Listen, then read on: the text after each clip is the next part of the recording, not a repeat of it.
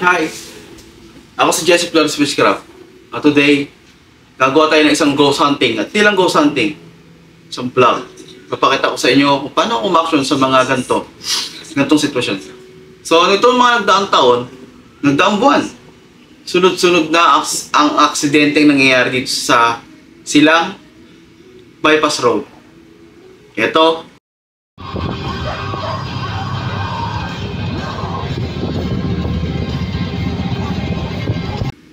Ito. Ayun o, aksidente na naman o. Guys o, pumasok guys.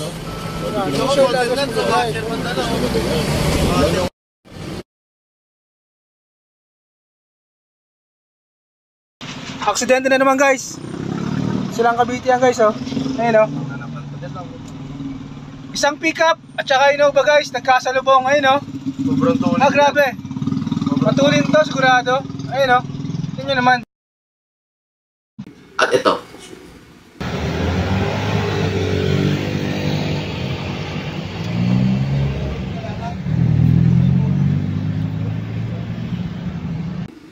Ilan lang yan sa mga aksidente na nangyari sa lugar na yan. At talagang may nangunguha dyan. Isang itim na elemento. Diba? Normal naman sa aksidente, sa mga ganyan ng aksidente. Pero this time, it's really getting a lot of souls. Marami siyang buhay na kinukuha.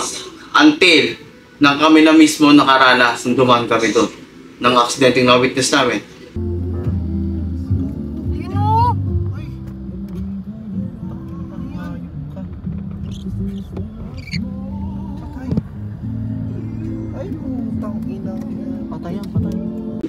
So yun yung gabi na yun. Ito yung gabi na yun na nagdesisyon ako na kukunin ko na siya. Kukunin ko ang kaluluwa na yun. Kukunin ko ang itim na espiritu na nangunguha sa lugar na yun at ilalagay ko dito.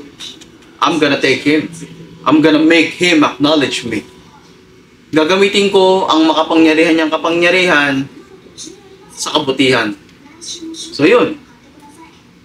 Pag uwi namin, nandito na to. Ipapakita ko sa inyo kung paano siya kukunin. At ipapakita ko sa inyo kung gaano kalakas ang kapangyarihan ni Jesse Flores Fishcraft. Because these spirits, they will take my command. Because I'm the roots. They're from me. So yun. Long story short, babawasan ko yung aksidente doon. At hanggat maaari, hindi na yung aksidente na kada aksidente mangunguha siya ng mangunguha ng buhay. Kasi kada aksidente doon, buhay ang kinukuha niya. So lahat yung matatapos na. So yun, salamat sa mga manonood at salamat sa mga suporta.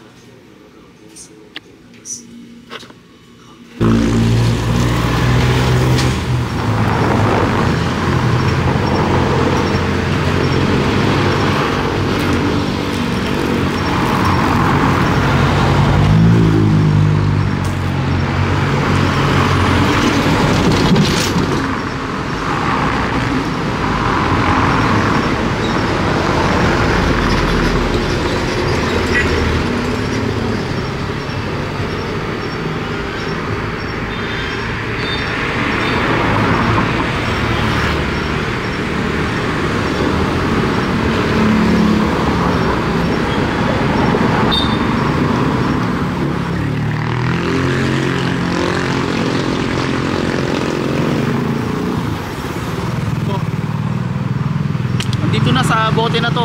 Nandito na sa loob. Kinuha ko na yung kaluluwa na nangunguha dito. Ito yun.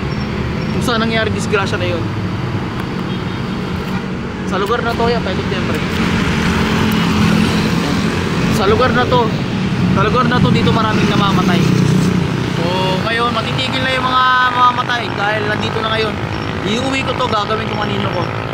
Imbis na sa kasama niya gagamitin ko na sa kabutihan. Sa akin na siya ngayon. Nandito na siya. Mamaya magpakita ko sa inyo. Wait lang.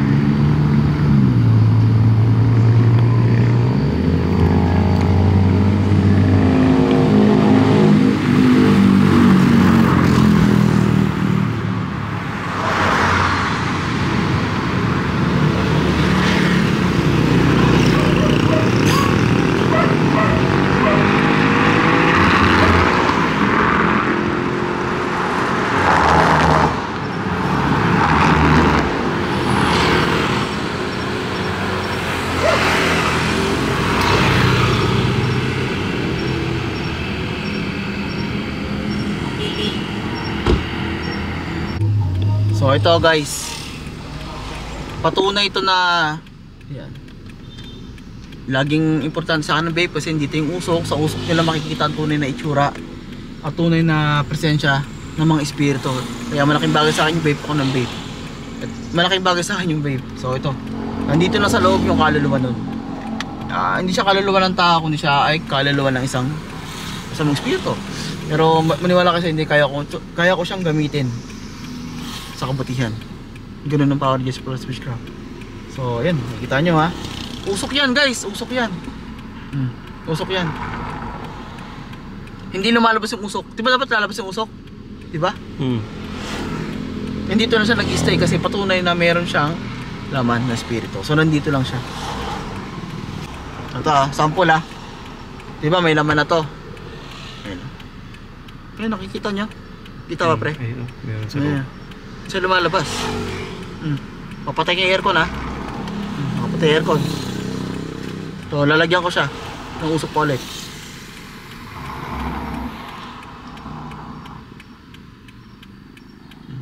Pansin nyo yung normal na usok na yun. Yun lang yung lalabas. Pero stay pa rin sa loob.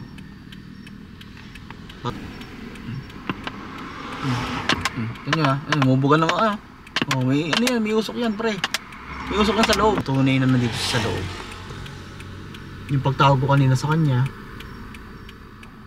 nahihigop na siya ng bote na to. So yung kaluluwa na nangunguha dito sa lugar na to kung saan maraming namatay at nadidisgrasya ay nandito na ulit. Nandito na siya. Ngayon pero hindi yan lumalabas lahat. Nandyan lang sila. Patunay na meron nasa loob ito. So yun, maraming salamat sa nanonood. Kahit buksan sarado ko to, hindi ito makakawala. May dasal ko to So he's mine now. You're going home with me and you will be used for the goodness. Ayun, maraming sa pagsama. Dito ulit Jesse Flores Witchcraft, ang inyong mangkukulam at nakapagtanggol.